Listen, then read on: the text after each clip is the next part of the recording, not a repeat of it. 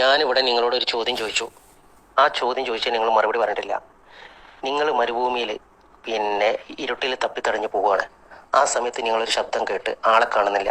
അപ്പം നിങ്ങൾ ആ ശബ്ദത്തിന്റെ ഉടമ അള്ളാഹു ആണ് എന്ന് വിചാരിച്ച് അള്ളാഹുവെ എനിക്കൊരു വെളിച്ചം തരണമേ എന്ന് നിങ്ങൾ പറയുമോ ഇല്ലയോ?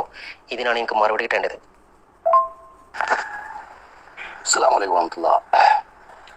ചുരത്തിന്റെ 9-ാം വളവെന്ന് ആയാലും മരുഭൂമിയിലായാലും പുഴയിൽ ചൂണ്ടലിടുമ്പോഴായാലും എവിടെ നിന്നായാലും ആലമുൽ ഗൈബിലുള്ള മനുഷ്യനെ തൊട്ട് തികച്ചും അദൃശ്യവും അഭൗതികവുമായ ജിന്ന് പിശാചുക്കളോട് അല്ലെങ്കിൽ മരിച്ചുപോയ മഹാത്മാക്കളോട് ഒരാൾ എന്നെ രക്ഷിക്കണേ, സഹായിക്കണേ ജിന്നെ, അല്ലെങ്കിൽ എന്നെ സഹായിക്കണേ മഹാത്മാക്കളെ എന്ന് വിളിച്ചാൽ ഭൗതികമായ വിളിയായാലും ശരി, പ്രാർത്ഥന എന്ന് നമ്മളൊക്കെ പറയുന്ന അള്ളാഹുവിൻ്റെ കഴിവിന് മാത്രം കഴിയുന്ന ഒരു വിളിയായാലും ശരി, ആ വിളി പരിപൂർണമായും ഷിർക്കാണ്. അപ്പം അതുകൊണ്ട് അത് റേഞ്ചിലുള്ളവർന്നാകുമ്പോൾ ഷിർക്കാവില്ല, റേഞ്ച് ഇല്ലാത്തവർന്നാകുമ്പോൾ ഷിർക്കാവും എന്ന് പറയുന്നൊരു മാനദണ്ഡം എന്തില്ല, ജിന്ന് പിശാചുക്കളോട് സഹായം ചെയ്യുന്ന വിഷയത്തിലില്ല, മഹാത്മാക്കളോട് സഹായം ചെയ്യുന്ന വിഷയത്തിലില്ല. പിന്നെ എന്തിനാണ് വിശ്വത്തിന്റെ സഹോദരങ്ങൾ നിങ്ങൾ ഈ രൂപത്തിൽ മെനക്കുന്നത്? ഇനി മാത്രമല്ല, ഇപ്പം ഈ ആരിഫ് എൻ്റെ ക്ലിപ്പ് മുറിച്ചു. വളരെ പ്രസക്തമായ ഒരു 30 സെക്കൻഡ് 12 സെക്കൻഡ് ഒക്കെയുള്ള ബാക്കി ഭാഗമുണ്ട്. ഞാൻ അതിന് ഉമർ മൗലവിയുടെ സൽസബീൽ വായിച്ച് അതിന്റെ ബാക്കി ഭാഗം പറയുന്നത് അത് വളരെ ബോധപൂർവ്വം കട്ട് ചെയ്തു. അതേപോലെ തന്നെ കെ മുഹമ്മദ് സുലൈമിന്റെ വിഷയം പറയുന്നത് അത് മുറിച്ചു. എന്നിട്ട് അവരെ ഭാഗം അടിക്കുറിപ്പ് കൊടുത്തു, ഡയലോഗ് കൊടുത്തു, ഒരു ഡോക്യുമെന്ററി ഇറക്കി. എന്നിട്ട് സൈബർ പോരാളികൾ മുഴുവനും കുഞ്ഞാളികൾക്ക് വിതരണം ചെയ്തു. ഇനി നിങ്ങളൊന്ന് ആലോചിക്കുക, അടിസ്ഥാനമായി ഇതിന്റെ ഖുലാസ, അതായത് ഇവർ ഈ പണികളൊക്കെ ചെയ്യുന്നത് എന്തിനു വേണ്ടിയാണ്? എന്തിനു വേണ്ടിയാണ്? അള്ളാഹുവിനോട് മാത്രമേ നിങ്ങൾ സഹായം തേടാവൂ എന്ന് പറയുന്ന മറ്റുള്ള സൃഷ്ടികളിലേക്ക് നമ്മൾ സഹായത്തേട്ടം പോകരുത് എന്ന് ഗൗരവത്തോടുകൂടി പറയുന്ന മുജാഹിദ് പ്രസ്ഥാനത്തിന്റെ തൗഹീദിന്റെ ആദർശം, ഇസ്ലാമിന്റെ ആദർശം തകർക്കാൻ വേണ്ടിയാണ്. കാരണം ഇവർ ഇതൊക്കെ ഒപ്പിച്ചു കൊണ്ടുവന്ന് തെറ്റിദ്ധരിപ്പിക്കുന്നതും ഈ പുസ്തകം വായിപ്പിക്കുന്നതും ഈ ചോദ്യം ചോദിക്കുന്നതും ഒക്കെ എന്തിനു വേണ്ടിയിട്ടാണ്? ജബ്ബാർ മൗലവി എഴുതിയ ഷെയ്ത്താനോട് സഹായം തേടിയ ഷിർക്കാവൂല എന്ന് പറഞ്ഞ ആ ഒരു ഉദ്ധരണിയെ ന്യായീകരിക്കാൻ വേണ്ടിയാണ്.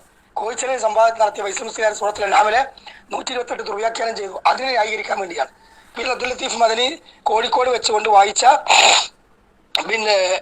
ഇഷ്ടത്തിലെ ലെറ്റർ പേഡിൽ കുവൈത്തിൽ നിന്ന് കൊടുത്തയച്ച് അദ്ദേഹം പിന്നീട് വായിച്ച് കേൾപ്പിച്ച ആ ഒരു പിഴച്ച രണ്ടാമത്തെ ഇനമുണ്ടല്ലോ, ആ ലെറ്റർ പേഡിൽ രണ്ടാമത്തെ ഇനം എന്ന് പറഞ്ഞ എഴുതിയ ആ ഒരു പിഴച്ച വിശ്വാസം നിലനിർത്താൻ വേണ്ടിയാണ്.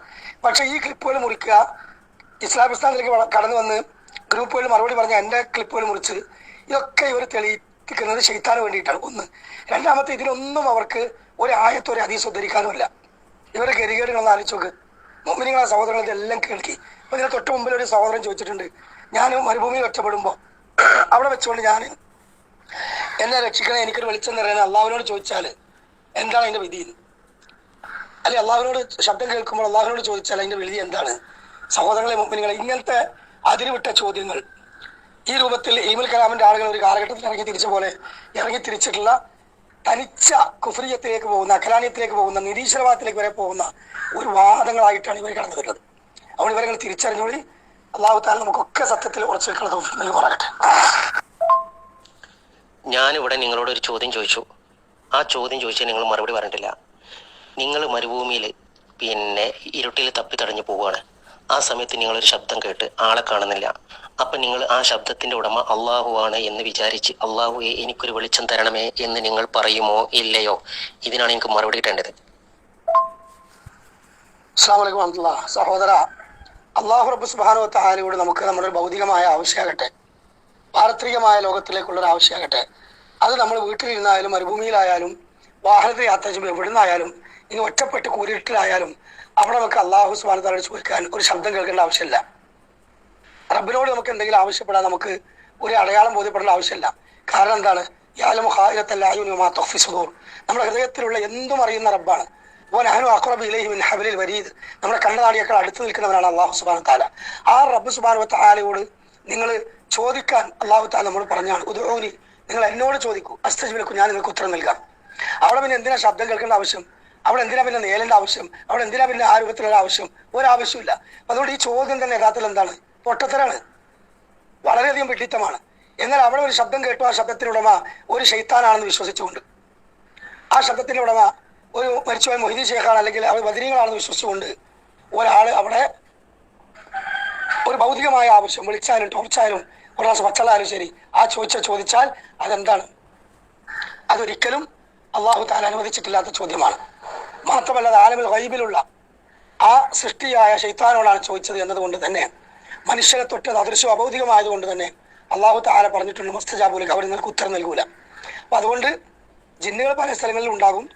ജിന്നുകൾക്ക് നമ്മുടെ ശബ്ദം കേൾക്കാൻ കഴിയും, ജിന്നുകൾക്ക് നമ്മളെ കാണാൻ കഴിയും, ജിന്നുകൾ നമ്മുടെ ജീവിതത്തിൽ ഇടപെടും. ഇതെല്ലാം പ്രമാണങ്ങളിൽ വന്നതാണ്. പക്ഷേ നമ്മൾ ഒരു ചോദ്യം ചോദിച്ചാൽ, നമ്മളൊരു ആഗ്രഹം പ്രകടിപ്പിച്ചാൽ, ആ ആഗ്രഹം കേട്ടറിഞ്ഞോ കണ്ടറിഞ്ഞോ നമുക്ക് ചെയ്തു തരാൻ, നമ്മുടെ ചോദ്യത്തിന് മറുപടി നൽകാൻ മസ്തജാബുലക അവർ ഒരിക്കലും തന്നെ കഴിയാത്തവരാണ്.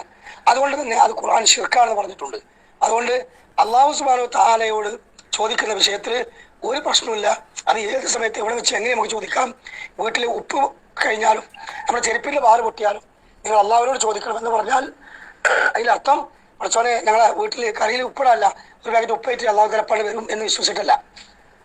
ചെരുപ്പിൽ വാറ് പൊട്ടിയാൽ അള്ളാഹുവിനോട് ചോദിക്കണം റസൂലുള്ളാഹി പറഞ്ഞ അർത്ഥം എന്താ? ചെരുപ്പിൽ വാറ് പൊട്ടിയാൽ പഠിച്ചോനെ ഒരു സൂചി നൂലേറ്റ് വന്നിട്ട് വാ, എൻ്റെ ചെരുപ്പ് ഒന്ന് തുന്നിക്കൊണ്ടാന്ന് പറയാനോ? അല്ലെങ്കിൽ അള്ളാഹ് ഇപ്പം തന്നെ സൂചി നൂലേറ്റ് വന്ന് എൻ്റെ ചെരുപ്പ് തുന്നി തരുമെന്ന് വിശ്വസിക്കലുമല്ല.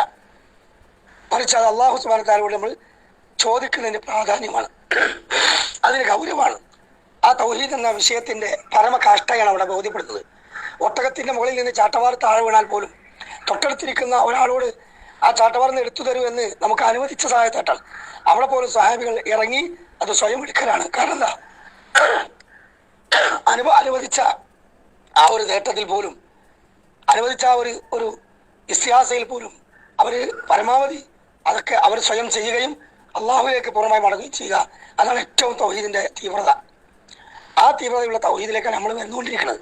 എന്നാൽ ഇവർ ശൈത്താന്മാരിലേക്കും ഇതേപോലെ തന്നെ പടപ്പുകളിലേക്കുമാണ് ഇവർ ക്ഷണിക്കുന്നത്. അപ്പം അതുകൊണ്ട് ഇവരുടെ ദുർബലതയും ഇസ്ലാഹി പ്രസ്ഥാനത്തിൻ്റെ ആധികാരികതയും നിങ്ങൾ മനസ്സിലാക്കുക.